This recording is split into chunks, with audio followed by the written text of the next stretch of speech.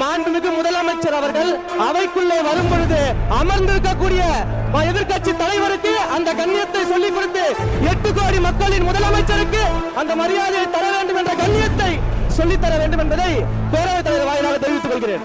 முதலமைச்சர் வருகிற போதோ எதிர்க்கட்சிகள் வருகிற போதோ எழுந்து நின்று மரியாதை தெரிவிக்க வேண்டும் என்பது கட்டாயம் அல்ல. இருங்க சார், இருங்க அவர் சொன்ன எதிர்க்கட்சி தலைவர் கற்றுக் கொடுக்க வேண்டும் என்றெல்லாம் அவர் சொல்ல வேண்டிய அவசியம் இல்லை. அதான் விஷயம். உங்க தலைவரோட பேரை மென்ஷன் பண்ணி பேசுனது தவறு தான். அவர் சார்பா நான் சாரி. சிறிது நேரத்திற்கு முன்பாக பேசிய முன்னாள் முதல்வர், அவையின் மூத்தவர் அண்ணன் OPS அவர்கள் சட்டமன்றத்தின் கண்ணியம் குறித்து நமக்கெல்லாம் சொல்லிக் கொடுத்திருந்தார். உண்மையில் முடிச்சிடறேன், சம்மதம் இல்லைங்க, முடிச்சிடறேன் சொல்லிடுறேன். இல்லை என்ன அதையெல்லாம் முதல் முறையாக சட்டமன்றத்திற்கு உறுப்பினராக வந்திருக்கக்கூடிய நாங்கள் கற்றுக்கொள்ள தயாராக இருக்கிறோம். அதுல எங்களுக்கு எந்த விதமான ஆட்சேபனையும் கிடையாது. அதே சமயத்தில் அண்ணா சொன்ன கடமை, கண்ணியம், கட்டுப்பாடு என்பதையே தன்னுடைய மூச்சாக வைத்திருக்கக்கூடிய மாண்புமிகு முதல்வர் அவர்களும் அதற்கான கருத்தை இப்போது தெரிவித்து விட்டார். அண்ணன் அவர்களுக்கு சட்டமன்றத்தின் முதல் முறை உறுப்பினராக இருக்கக்கூடிய நான் ஒரு சிறிய வேண்டுகோளையும் வைத்துக் கொள்றேன். இந்த நேரத்தில் எப்படி கண்ணியம் குறித்து அண்ணன் எங்களுக்கு எல்லாருக்கும் சொன்னாரோ அதே போல தங்கள் கட்சியினுடைய மாண்புமிகு எதிர்க்கட்சி தலைவருக்கும் சிறிதளவு அதை நீங்கள் சொல்லிக் கொடுக்க வேண்டும் அப்படின்னு நான் கேட்டேன். உறுப்பினர் ஏன் அப்படின்னா என்ன ஏன்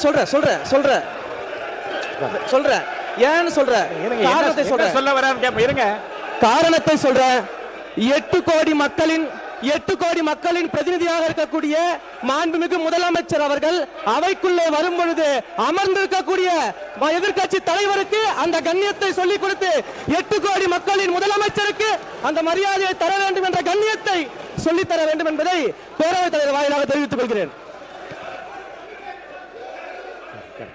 நீங்க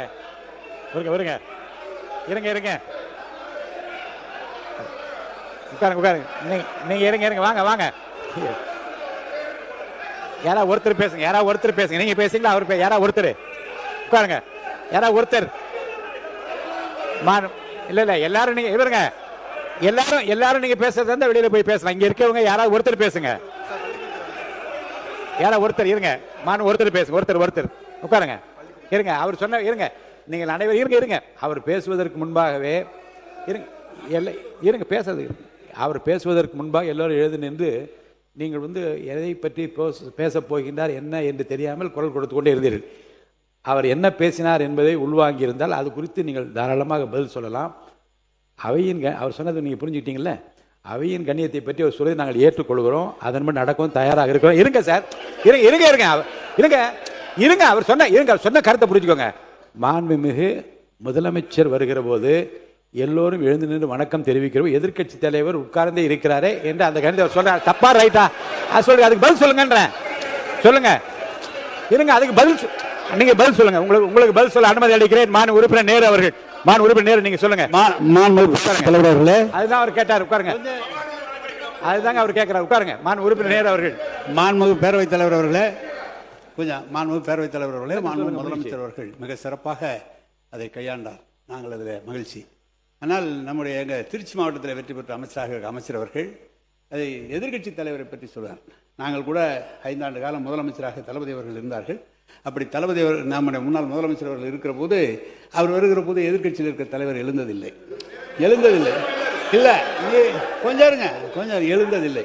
எனவே அது ஒரு குற்றக்குறையாக அல்ல, அவரவருடைய எண்ணம், அவருடைய நடைமுறை. அதானே தவிர அதை சொன்னபோது அது சொன்னது வரைக்கும் நாங்கள் அதில் ஒன்றும் இல்லை. ஆனால் எதிர்க்கட்சி தலைவர் கற்றுக் கொடுக்க வேண்டும் என்றெல்லாம் அவர் சொல்ல வேண்டிய அவசியம் இல்லை. அதான் விஷயம். அவை முன்னவர் மாண்பு பேரவைத் தலைவர்களை ஏறத்தாழ மணி 12 ஆக போகிறது. மாண்பு உறுப்பினர் அத்தனை பேரும் அந்த துறையினுடைய சார்பாக பேச வேண்டியதை விட்டுவிட்டு அரசியல் பேசிக் கொண்டிருப்பதை மாண்புமிகு அவைத்தலைவர்கள் அதற்கான ஒரு முற்றுப்புள்ளி வைக்க வேண்டும் என்று கேட்டுக்கொள்கிறேன். மாண்பு உறுப்பினர் மாண்புமிகு அறநிலைத்துறை அமைச்சர் திடீரென்று எழுந்து முதலமைச்சர் வரும்பொழுது ஏன் எதிர்க்கட்சி தலைவர் எழுந்து மரியாதை செலுத்தவில்லை என்ற ஒரு கருத்தை இங்கே தெரிவித்தார்கள். மாண்புமிகு பேரவைத் தலைவர் அவர்களே, இந்த சரித்திர முக்கியத்துவம் வாய்ந்த நம்முடைய பேரவைக்கு என்று சில மரபுகள் இருக்கின்றன. இந்த அவைக்கு பேரவைத் தலைவர்கள் அவர்கள்தான் தலைவர். பேரவைத் தலைவர் அவர்கள் வரும்போது கட்சி வித்தியாசமின்றி அனைத்து உறுப்பினர்களும் எழுந்து நிற்பது காலங்காலமாக கடைக்கப்பட்டு வருகின்ற மரபு. முதலமைச்சராக இருப்பவர்கள் இந்த அவையில் நுழைந்தவுடன் நேராக தங்கள் இருக்கைக்கு சென்று அங்கிருந்து ஒரு வணக்கம் செலுத்திவிட்டு அமர்வுதான் மரபு.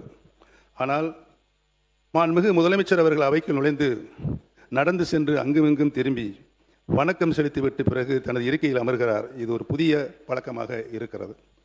மாண்புமிகு பேரவைத் தலைவர் அவர்களே, இந்த அவையை பொறுத்தவரையில் மாண்புமிகு பேரவைத் தலைவர்கள்தான் வரும்பொழுதுதான் அனைவரும் எழுந்து நிற்க வேண்டும் என்ற மரபிலிருந்து விலகிச் சென்று மாண்புமிகு முதலமைச்சர் வரும்போதும் எழுந்து நிற்க வேண்டும் என்று அதை மாண்புமிகு பேரவைத் தலைவர்கள் தான் முடிவு செய்ய வேண்டும். நான் மாண்புமிகு பேரவைத் தலைவர்களும் ஒரு சின்ன கிளாரிஃபிகேஷன் கேட்கின்றேன்.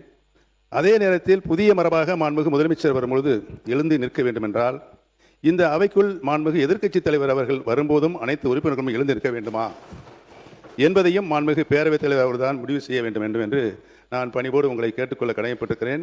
அதை ஆளுங்கட்சி உட்பட அனைத்து உறுப்பினர்களும் எழுந்து நிற்பார்களா என்பதையும் மாண்புமிகு பேரவைத் தலைவர் அவரிடம் நான் விளக்கம் கேட்க கடமைப்பட்டிருக்கிறேன். மாண்புமிகு பேரவை உறுப்பினர்களுக்கு திடீரென்று ஒரு விளக்கத்திற்கு நான் விடையளிக்க வேண்டும் என்று அவர் விரும்புகிறார். மாண்புமிகு முதலமைச்சர் அவர்கள் 9:30 மணிக்கு அவை கூடுகிறது என்றால் அவை கூடுவதற்கு முன்னாலே இந்த அவைக்கு வந்து இந்த பக்கமாக வந்து பாதி வரை சென்று அவர் வணக்கம் செலுத்துவதை நான் பார்த்து கொண்டிருந்திருக்கிறேன். அந்த பக்கம் பாதியில் வந்து திரும்பியது ஒரு நாள் மாண்புமிகு அமைச்சர் முன்னாள் ராஜேஷ்குமார் அவர்கள், அண்ணே எங்கள் பக்கம் உங்கள் பார்வை திரும்ப வேண்டும் என்று கேட்டதும் அதைத் தொடர்ந்து இறுதி வரை போய் இரு பக்கம் வணக்கம் செலுத்தி கொண்டு வருகிறார். அவை கூடுகிற போது அவைத் தலைவருக்குரிய மரியாதை தான் அளிக்கப்பட வேண்டும் என்பதில் எந்த விதமான ஐயப்பாடு இல்லை. ஆனால் மாண்புமிகு முதலமைச்சர் வருகிற போது அவை கூடுவதற்கு முன்பாக இருபக்கம் அவர் வணக்கம் தெரிவிக்கிற போது நான் பார்த்திருக்கிறேன். முன்னாள் முதலமைச்சர் மாண்புமிகு எடப்பாடி பழனிசாமி அவர்கள் கூட எழுந்து நின்று அவருக்கு வணக்கம் செலுத்தியதை நான் பார்த்திருக்கிறேன். மற்ற உறுப்பினரும் விருப்பப்பட்டவர் எழுந்து நிற்பதையும் பார்த்திருக்கிறேன். இந்த அவையினுடைய கண்ணியமும் மிகச்சிறந்த அந்த பாரம்பரியமும் ஒருவருக்கொருவர் பரஸ்பரம் மரியாதை தெரிவித்துக் கொள்வது என்பது அடிப்படையில், அதுவும் தமிழக சட்டப்பேரவையில் அவரவர்களுக்குரிய மரியாதையை கட்சி ஆச்சரியங்களை மறந்து மதிப்பளிக்கின்றால் என்பதுதான் நம்முடைய வரலாறு, நம்முடைய பண்பாடு என்று உங்கள் அனைவருக்கும் தெரியும். எனவே முதலமைச்சர் வருகிற போதோ எதிர்க்கட்சிகள் வருகிற போதோ எழுந்து நின்று மரியாதை தெரிவிக்க வேண்டும் என்பது கட்டாயம் அல்ல. ஆனால் அப்படி தெரிவிப்பது என்பது தமிழுடைய பண்பாடு, நம்முடைய பாரம்பரியம். அந்த கண்ணியத்தை இந்த அவையிலே காப்பாற்ற வேண்டுமா வேண்டாமா என்பதை பற்றி கூட அவர் விருப்பத்திற்கு ஏற்ப நான் விட்டு விடுகிறேன். அதை பற்றி நான் யாரையும் வந்து செய்துதான் ஆக வேண்டும் என்று கட்டாயப்படுத்த முடியாது. அவரவர்கள் கொடுக்க வேண்டிய மரியாதையை தங்கள் மனதிற்கு ஏற்ப அவர் கொடுப்பது அவருடைய உரிமை, அதன்படி செய்து கொள்ளலாம். மாண்பு நீர்வளத்துறை அமைச்சர் அவர்கள். மாண்புமிகு பேரவைத் தலைவர் அவர்களே, எங்களுடைய முதலமைச்சர் அங்கும் இங்கும் அப்படின்ற வார்த்தையை நீங்கள் நீக்கணும் சபை குறிப்பிலிருந்து. ஏன் அதை சொல்கிறோம் அப்படின்னா, மரியாதை எல்லா சட்டமன்ற உறுப்பினர்களுக்கும் மரியாதை கொடுக்கக்கூடியவர் தான் எங்கள் தலைவர் என்பதை இந்த நேரத்தில் தெரிவிச்சுக்கிறேன். அண்ணன் மாண்புமிகு அம்மா முதல்வராக இருக்கும்போது அண்ணன் எழுந்து நிற்பார், குனிந்தபடி நிற்பார். அது தமிழகமே அறியும். அதுமாரி அண்ணா அவர் சொன்னார், ஒத்த முகத்துக்கோசம் தான் உங்களுக்கு எல்லாருக்குமே ஓட்டு விழுந்து நீங்கள் எல்லாருமே உட்காந்துருக்கிறீங்கன்னு. அதை அவர் ஒத்துக்கினதுக்கு அவருக்கு நான் நன்றி இந்த நேரத்தில் நான் தெரிவிச்சுக்கிறேன். நாங்கள் தான் சொன்னோம்ல, நான் வந்து டி நகர் தொகுதியிலிருந்து என்னை தேர்ந்தெடுத்தார்கள் மக்கள். நான் வெறும் 4 நாட்கள் மட்டும்தான் ஓட்டு கேட்க போனேன். அப்படி இருக்கும்போது தலைவர் தளபதி கோசம் மட்டும்தான் எங்கள் எல்லோருக்கும் மக்கள் வாக்களித்தார்கள் என்பதை நாங்கள் தெள்ள தெளிவாக ஏற்றுக்கொள்கிறோம். ஏனென்று சொன்னால், தலைவர் தளபதி முதலமைச்சராக வர வேண்டும் என்று தமிழ்நாடு மக்கள் முடிவு செய்து விட்டார்கள். அதன் அடிப்படையில் எங்களுக்கு வாக்களித்தார்கள் என்பது இந்த